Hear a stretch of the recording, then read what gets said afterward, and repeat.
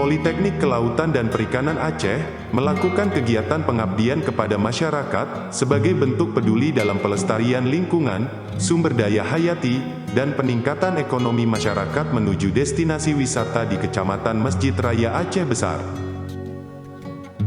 Banyak cara bisa dilakukan, misalnya saja melalui penanaman pohon. Sebuah pengalaman menyenangkan pastinya ketika bisa turut berkontribusi nyata melalui kegiatan positif yang berorientasi pada pemberdayaan lingkungan. Salah satu bentuk kepedulian adalah dengan ikut serta dalam penanaman tanaman bakau atau yang sering disebut juga mangrove.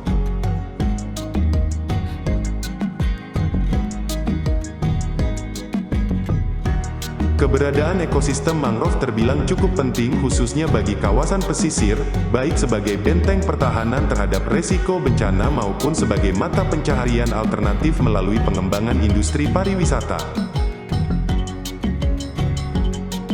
Tanaman bakau berfungsi utama sebagai pencegah abrasi dan erosi, pengikisan tanah di kawasan pantai.